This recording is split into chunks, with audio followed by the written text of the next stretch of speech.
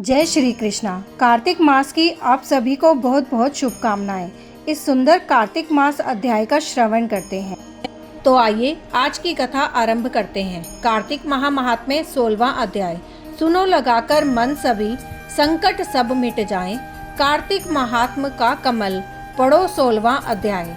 राजा पृथु ने कहा, हे नारद जी, ये तो आपने भगवान शिव की बड़ी विचित्र कथा सुनाई है। अब कृपा करके आप यह बताइए कि उस समय राहु उस पुरुष से छूटकर कहाँ गया।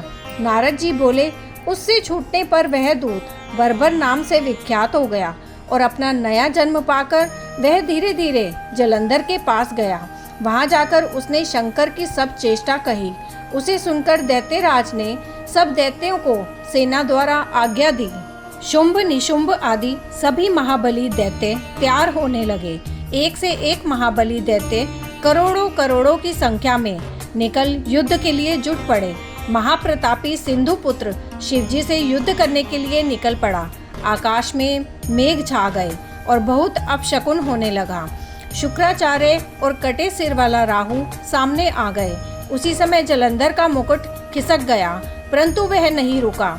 उधर इंद्र आदि सब देवताओं ने कैलाश पर शिवजी के पास पहुंचकर सब वृतांत सुनाया और यह भी कहा कि आपने जलंधर से युद्ध करने के लिए भगवान विष्णु को भेजा था।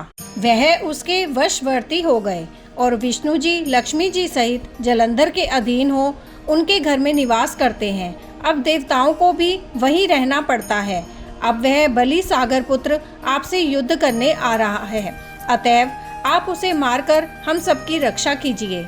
यह सुनकर शंकर जी ने विष्णु जी को बुलाकर पूछा, हे ऋषिकेश, युद्ध में आपने जलंधर का संहार क्यों नहीं किया और बैकुंठ छोड़ आप उसके घर में कैसे चले गए। यह सुनकर विष्णु जी ने हाथ जोड़कर नम्रता पूर्वक भगवान शंकर से कहा, उसे आपका अंशी और लक्ष्मी का भ्राता होने के कारण ही मैंने नहीं मारा है। यह बड़ा वीर और देवताओं से अजय है। इसी पर मुग्ध होकर मैं उसके घर में निवास करने लगा हूँ। विष्णु जी के इन वचनों को सुनकर शंकर जी हंस पड़े। उन्होंने कहा, हे विष्णु, आप यह क्या कहते हैं? मैं उस दैत्य जलंधर को अवश्य मारूंगा। अब आप सभी देवता जलंधर को मेरे द्वारा ही मारा गया जान अपने स्थान को जाइए। जब शंकर जी ने ऐसा कहा तो सब देवता संदेह रहित होकर अपने स्थान को चले गए। इसी समय पराक्रमी जलंधर अपनी विशाल सेना के साथ पर्वत के समीप आ कैलाश को घोर सिंह नाद करने लगा। दैत्यों के नाद और कोलाहल को सुनकर शिवजी ने नंदी आदि गणों को उससे युद्ध करने की आज्ञा प्रदान की। कैलाश के समीप भीषण युद्ध होने लगा। दैत्य अनेक प्रकार के अस्त्र शस्त्र बरसाने लगे। शंख और वीरों सहित हाथी, घोड़े और रथों के शब्दों से शाब्दित हो पृथ्वी कांपने लगी। युद्ध में कटकर मरे हुए हाथी, घोड़े और पैदलों का पहाड़ लग गया।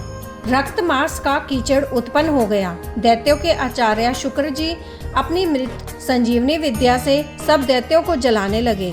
यह देखकर शिवजी के गण व्याकुल हो गए और उनके पास जाकर सारा वृतांत सुनाया। उसे सुनकर भगवान रुद्र के क्रोध की सीमा न रही। फिर तो उस समय उनके मुख से एक बड़ी भयंकर कृत्या उत्पन्न हुई, जिसकी दोनों जंघाएं ताल वृक्ष के समान थी। वह युद्ध भूमि में जा सब असुरों का चूर्ण करने लगी और फिर वह शुक्राचार्य के समीप पहुंची और शीघ्र ही अपनी योनि में गुप्त कर लिया। फिर स्वयं भी अंतर्ध्यान हो गई। शुक्राचार्य के गुप्त हो जाने से दैत्यों का मुख मलिन पड़ गया और वे युद्ध भूमि को छोड़ भागे। इस पर शुंभ निशुंभ और कालनेमी आदि सेनापतियों ने अपने भागते हुए वीरों को रोका। शिवजी ने नंदी आदि गणों ने भी, जिसमें गणेश और स्वामी कार्तिकेय जी भी थे, दैत्यों से भीषण युद्ध करना आरंभ कर दिया। यहीं एक कथा समाप्त होती है। ऐसी ही सुंदर कथाओं का श्रवण करने के लिए आप अपने चैनल एस्ट्रो नॉलेज को सब्सक्राइब कर लीजिए, ताकि आने वाले वीडियोस के नोटिफिकेशन आपको मिल सकें। जय श्री कृष्णा।